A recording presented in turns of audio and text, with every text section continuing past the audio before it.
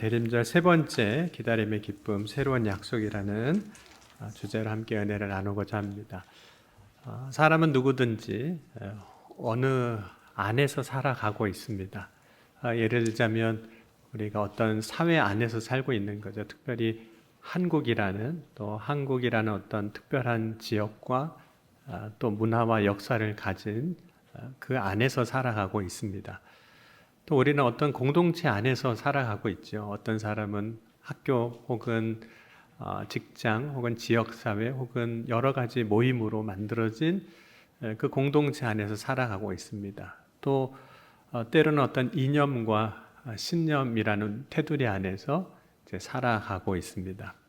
그리고 때로는 어떤 분위기 안에서도 살아가죠. 이 분위기는 시대적인 어떤 흐름이 될 수도 있고 때로는 이제 유행이 될 수도 있습니다. 우리가 먹는 거, 또 입는 거, 또 거주하는 그 모든 것들이 때로는 그 시대의 분위기가 있습니다. 그 시대의 흐름이 있는데 그 안에서 우리가 이제 살아가고 있습니다.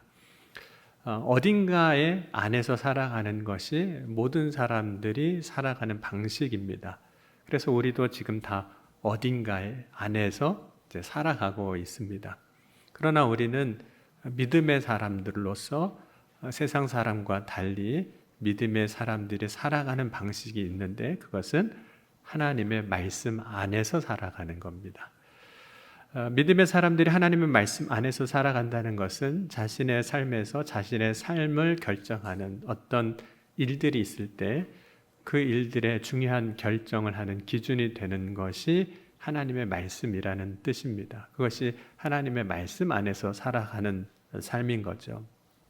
아브라함이 이제 하란을 떠나서 가나안 땅으로 가게 될 때 그는 하란이라는 도시에 살았습니다. 그러니까 하란이라는 어떤 정치적인 혹은 문화적인 경제적인 혹은 종교적인 어떤 그 울타리 안에서 살았다면 이제 하나님의 말씀을 듣고 이제 하나님의 말씀을 따라 살아가게 됩니다. 그래서 창세기 11장 31절에 보면 데라가 그 아들 아브람과 하란의 아들인 그의 손자 롯과 그의 며느리 아브라함의 아내 사레를 데리고 갈대아의 우르를 떠나 가나안 땅으로 가고자 하더니 하란에 이르러 거기 거류하였으며 그러나 창세기 12장 4절에서 5절 보면 이에 아브라함이 여호와의 말씀을 따라갔고 롯도 그와 함께 갔으며 아브라함이 하란을 떠날 때 75세였더라. 아브라함이 그의 아내 사레와 조카 롯과 하란에서 모은 모든 소유와 얻은 사람을 이끌고 가나안 땅으로 가려고 떠나서 마침내 가나안 땅에 들어갔더라. 그러니까 하란에 살 때는 그 도시가 가지고 있는 그 가치관 안에서 살았다는 뜻입니다. 그러나 이제 아브라함이 가나안 땅으로 가는 것은 단순히 땅만, 지역만 바꿔서 새로운 땅에서 산다는 것이 아니라 이제는 하나님의 말씀 안에서 이제 살겠다 그런 의미입니다. 그럼 하나님의 말씀 안에서 산다는 것은 하나님이 아브라함에게 주신 약속들이 있었는데 그 약속을 바라보며 그 약속을 붙잡고 살아가는 것입니다.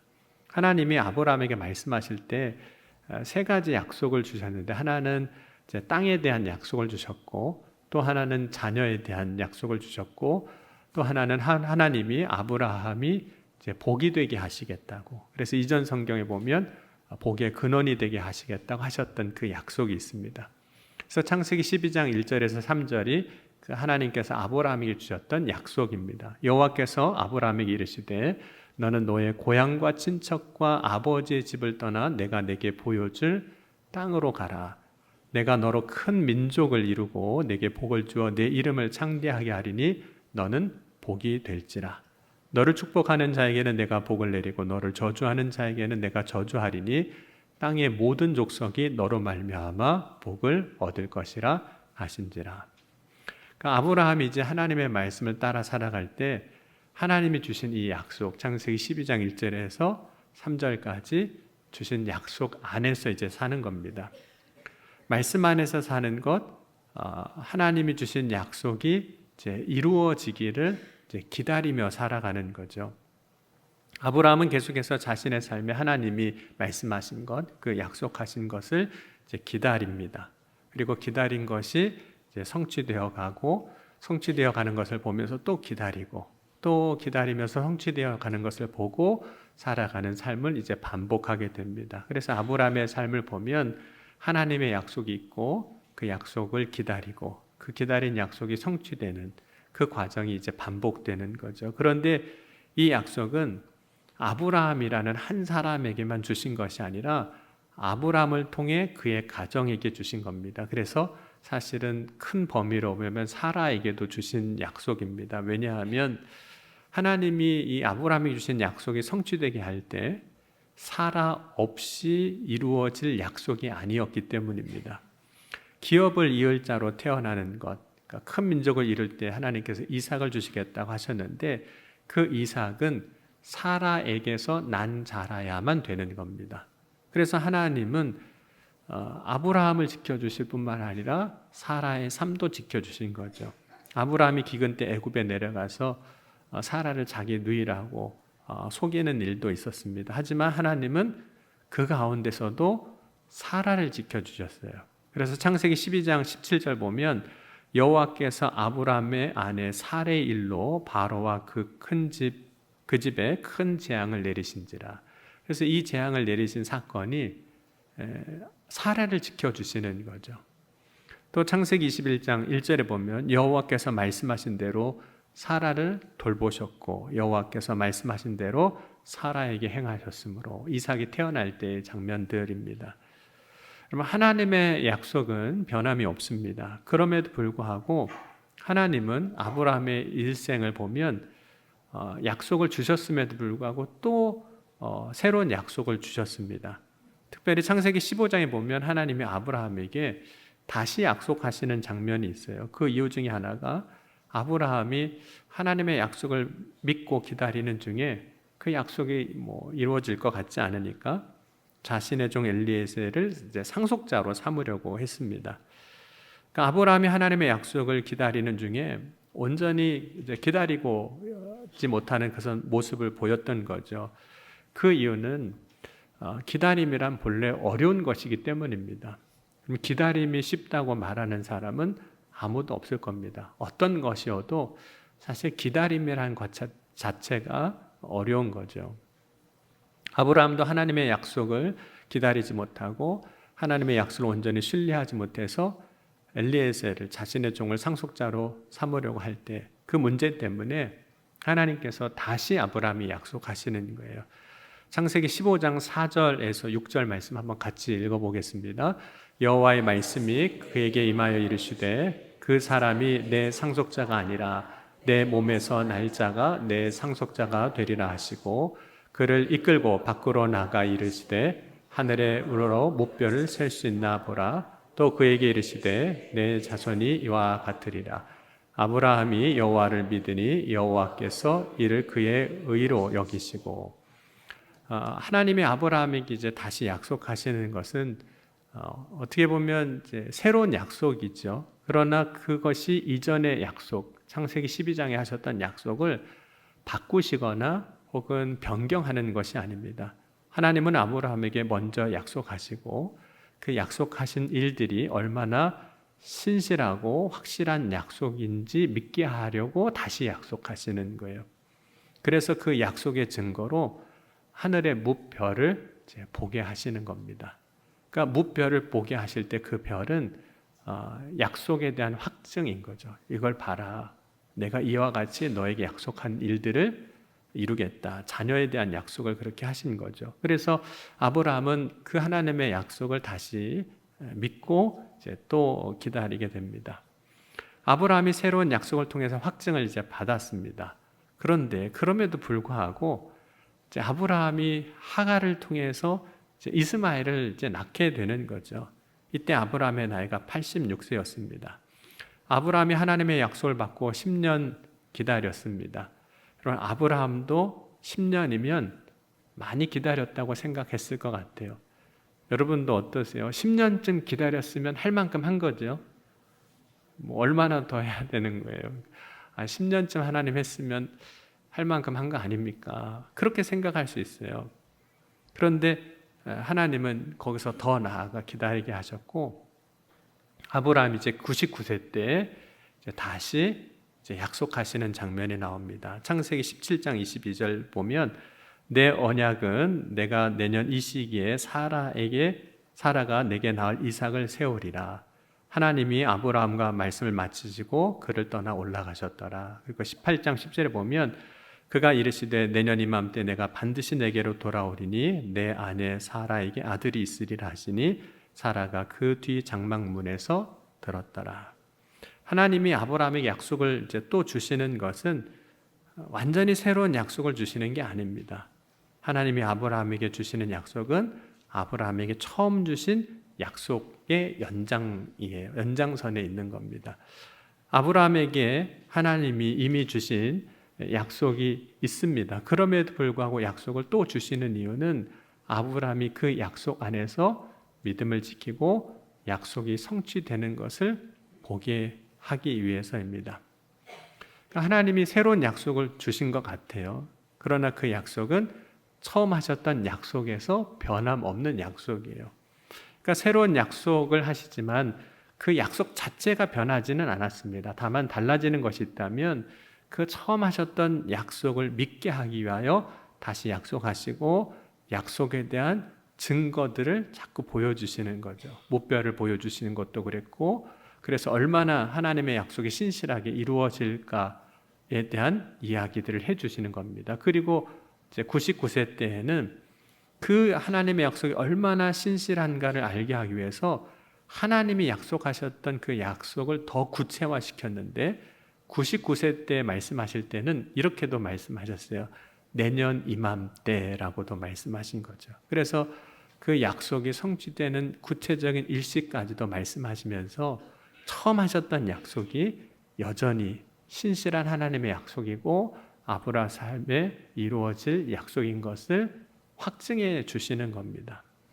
오늘 하나님이 우리에게 주시는 구원의 약속, 특별히 우리가 이 대림절을 보내면서 하나님이 아담과 하와에게 주셨던 약속, 여자에게서 난 자, 여자의 후손을 통해서 구원을 이루시겠다고 하신 그 약속이 오늘 우리에게 새로운 약속은 사실 아니죠. 이미 주신 약속이에요. 하나님의 약속하신 것이 얼마나 신실하게 이루어지는가 우리로 하여금 알게 하시고 각 사람에게 알게 하시는 거죠. 그리고 그 약속이 이루어지는 것을 통해서 하나님이 본래 약속하신 것들이 오늘 우리에게 이루어지고 있음을 말씀해 주시는 겁니다. 여러분, 하나님은 구원의 약속을 주셨고 그 약속이 이루어지게 하기 위해서 예수 그리스도를 세상에 보내셨습니다. 그런데 하나님의 그 구원이 신실하게 이루어지고 있음을 예수님이 세상에 오시고 십자가에 죽으심으로 모든 사람의 죄를 대속하시는 그 사건을 통해서 이루어졌음을 보여주셨을 뿐만 아니라 예수를 믿는 모든 사람들에게 오늘 이 시대를 살아가는 저와 여러분에게도 예수를 믿을 때 그 구원의 놀라운 사건이 성취되고 이루어졌음을 믿게 하시려고 주신 약속이 있고 그 약속이 이루어지게 하셨습니다. 그 약속이 뭐냐면 성령에 대한 약속이고 성령을 주신 거예요. 그럼 요한복음 14장 16절과 17절을 한번 같이 읽어보겠습니다. 내가 아버지께 구하겠으니 그가 또 다른 보혜사를 너희에게 주사 영원토록 너희와 함께 있게 하리니 진리의 영이라 세상은 능히 그를 받지 못하나니 이는 그를 보지도 못하고 알지도 못함이라. 그러나 너희는 그를 아나니 그는 너희와 함께 거하시며 또 너희 속에 계시겠습니다. 성령을 주시겠다고 약속을 하셨어요. 그러니까 이게 구원과 다른 새로운 약속인 것처럼 느껴지지만 그러나 하나님이 약속하신 구원의 약속의 연장선에 있다는 거예요. 이 성령을 주시겠다고 하신 약속이. 여러분, 성령을 주시는 것은 믿는 자들에게, 저와 여러분에게 은혜로 주시는 선물이지만 성령을 주시겠다고 하신 약속이 구원의 약속에서 새로운 약속이 아니라는 거죠. 성령을 주시는 이유는 구원받은 자의 보증으로 내가 하나님이 약속하신 그 약속이 이루어졌는데 그 이루어졌다는 것을 다시 확인시켜 주시는 약속이라는 거예요. 보증으로 주시는 약속이라는 거죠. 그래서 성령은 구원받은 자에게 주신 하나님의 선물인데 보증이에요. 그럼 고린도후서 1장 21절 22절 우리 같이 한번 읽겠습니다. 우리를 너희와 함께 그리스도 안에서 굳건하게 하시고 우리에게 기름을 부으신 이는 하나님이시니 그가 또한 우리에게 인치시고 보증으로 우리 마음에 성령을 주셨느니라. 고린도후서 5장 5절도 같이 읽겠습니다. 곧 이것을 우리에게 이루게 하시고 보증으로 성령을 우리에게 주신 이는 하나님이시니라. 여러분, 예수님께서 제자들에게 이제 성령을 주시겠다고 약속하셨는데 그 약속을 사도행전 1장과 2장에서 이루셨습니다. 마가의 다락방에 모인 성도들에게 성령을 부어주셨어요. 성령이 임하는 것은 하나님의 구원이 누구에게 이루어졌는지, 누구에게 임하는지를 보여주시는 거예요. 그러니까 성령은 하나님의 구원의 약속이 신실하게 이루어지고 있음을 말해주시는 거죠. 그러니까 성령으로 인치신다는 것은 약속이 얼마나 확실한지를 도장 찍어주시는, 증거로 보여주시는 사건입니다. 은혜고 선물이에요. 그러면 하나님의 구원의 계획은 몇 사람을 구원하시는 것이 결코 아닙니다. 만약 정말 하나님이 몇 사람만 구원하시기 원하셨다면, 그것으로 하나님의 구원이 완성이 된다면, 만족하셨다면 노아의 방주를 통해서 구원받는 그 몇 사람, 8명으로 하나님의 구원은 끝나게 하셨을 겁니다. 그때 다 심판하고 구원받게 하셨을 거예요. 그러나 하나님이 원하시는 것은 모든 사람이 다 구원을 받는 데 있습니다. 그래서 디모데전서 2장 4절에도 하나님은 모든 사람이 구원을 받으며 진리를 아는 데에 이르기를 원하시느니라. 만약 모든 사람이 구원받는 것을 원하지 않는다면 구원의 증거인 성령도 모든 사람에게 주시지 않을 겁니다. 하나님은 구원의 보증으로 성령을 주실 때 이방인들에게도 주셨어요. 그래서 그 이방인들도 하나님이 약속하신 구원받은 사람이라는 사실을 확증해 주시는 거죠. 그래서 사도행전을 보면 베드로가 고넬료의 집에 가서 복음을 전할 때 성령이 말씀하는 모든 사람들에게 임하는 것을 보게 됩니다. 이방인들에게 성령을 부어주신 이유는 그 이방인들도 하나님이 약속하신 구원을 받은 사람이란 것을 확증해 주시는 거예요. 그래서 사도행전 10장 44절 48절 보면 베드로가 이 말할 때 성령의 말씀 듣는 모든 사람에게 내려오시니 베드로와 함께 온 할례 받은 신자들이 이방인들에게도 성령을 부어주심으로 말미암아 놀라니 이는 방언으로 말하며 하나님을 높임을 들음이러라. 이에 베드로가 이르되 이 사람이 우리와 같이 성령을 받았으니 누가 능히 물로 세례 베품을 금하리요 하고 명하여 예수 그리스도의 이름으로 세례를 베풀라 하니라. 그들이 베드로에게 며칠 더 머물기를 청하니라. 베드로는 이방인들에게 성령이 부어지는 것을 보면서 이 고넬료의 집 사람들이 구원받은 하나님의 자녀이구나라는 사실을 확인하게 되는 거예요. 하나님의 약속이 이렇게 이루어졌구나 확인한 거죠. 그러니까 고넬료의 집에 성령이 부어주신 것은 성령으로 이방인들도 구원받았음을 인쳐주시는 거예요. 여러분, 인을 친다는 게 굉장히 중요한 사건이 되는 겁니다. 왜냐하면 인을 치는 것은 그것으로 변함이 없는 증거가 되기 때문입니다. 과거에 왕이 인을 치서 방을 내면 변함없는 왕의 명령이 되는 거죠. 만약 주인이 종에게 인을 치면 그 사람 평생에 그 주인의 종이 되는 겁니다. 만약 짐승에게 주인이 인을 치면 그 짐승은 그 인장의 주인의 소유물이 되는 거예요. 확실하게 이 사람의 것이다라고 확인하는 겁니다. 그러니까 인을 친다는 것은 변하지 않는 증거가 된다는 것을 보여주는 거죠. 여러분, 하나님은 변하지 않은 약속의 보증으로, 증거로 저와 여러분에게 성령을 주셨습니다. 그러므로 하나님의 약속을 정말 기다리는 사람은 그 변함없는 보증이 되는 성령을 기다리는 거죠. 그래서 오늘 저와 여러분도 성령을 기다리는 겁니다. 성령의 역사를 소망합니다. 성령의 역사를 통해서 하나님이 이루어 가시는 구원의 역사에서 확실한 증거를 얻게 되는 거죠. 그러므로 예수 그리스도를 정말 믿은 사람에게는 구원의 증거로 반드시 성령을 주십니다. 구원의 증거로 주세요. 여러분은 예수 그리스도를 믿었다면, 예수님을 구주로 영접했다면 하나님이 여러분에게도 성령을 주셨습니다. 내가 예수를 구주로 믿는 자라면 이미 성령을 받은 거예요. 그래서 내 삶에 성령의 역사가 반드시 있게 하십니다. 그래서 사도 바울 같은 경우는 고린도 교회 성도들에게 이렇게 선포하기도 했던 겁니다. 한번 같이 읽겠습니다. 고린도후서 3장 16절입니다.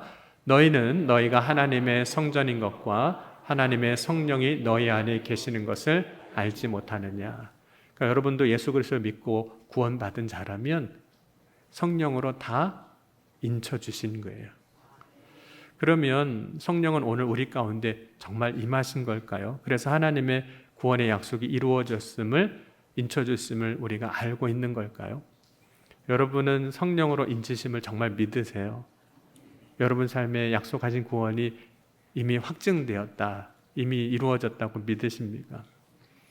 여러분, 우리 가운데 성령을 기대할 때, 성령이 우리 안에 계심을 이야기할 때 불같은 성령을 이제 이야기하기도 해요. 마가의 다락방에 임했던 성령은 정말 불같이 임하셨거든요. 사도행전 2장 3절 보면 마치 불의 혀처럼 갈라지는 것들이 그들에게 보여 각 사람 위에 하나씩 임하여 있더니, 성령이 역사하실 때 불같이 역사하셔서 우리의 마음을 뜨겁게 하시고, 그래서 두려움 없는 믿음으로 복음도 선포하게 하십니다. 불같이 역사하시는 성령은 우리의 삶을 아주 강하게 이끌어 가세요. 어찌할 수 없을 정도로 강하게 역사하시는 거죠. 그런데 성령이 역사하실 때에는 항상 불같은 성령으로 역사하는 것만은 아닙니다.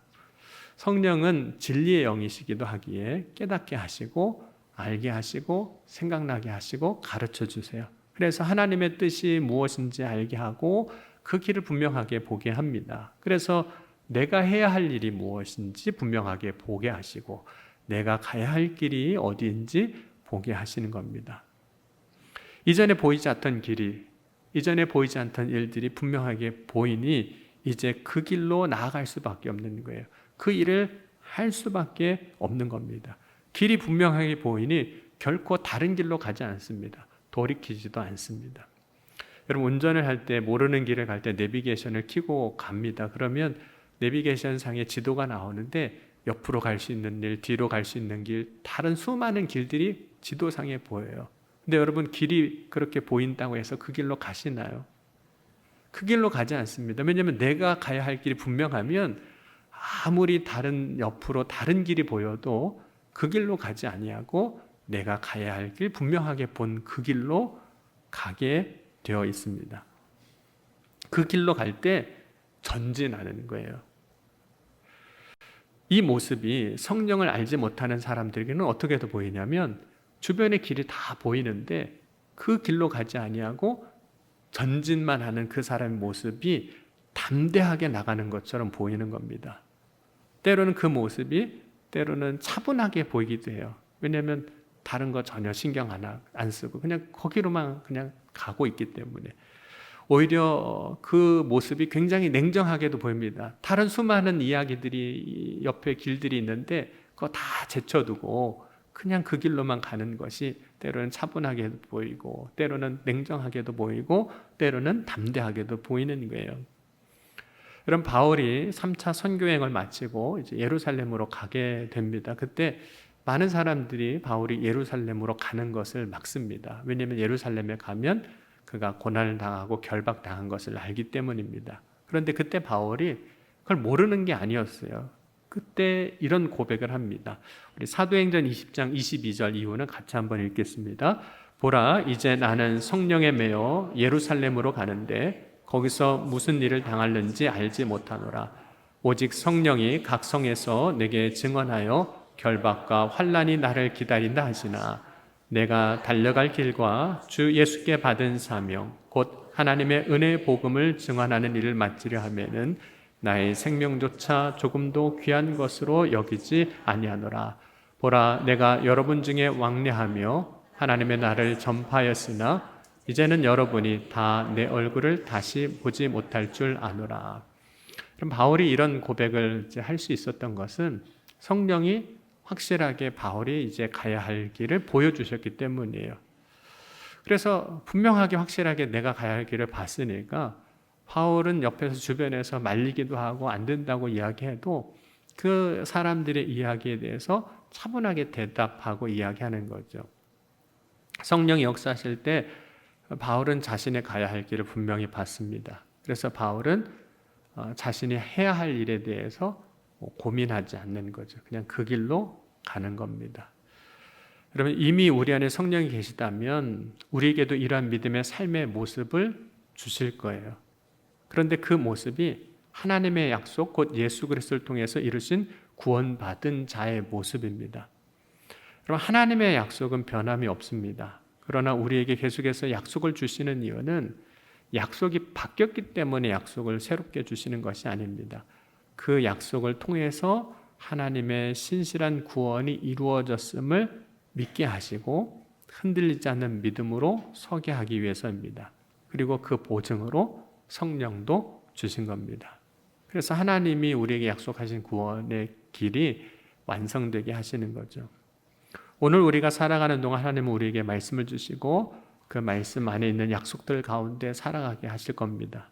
어떤 경우에는 그 약속이 다른 약속처럼 보일 수 있지만 그 약속들은 하나님이 말씀하신 구원의 약속의 연장선에서 우리에게 주시는 또 다른 약속, 새로운 약속입니다.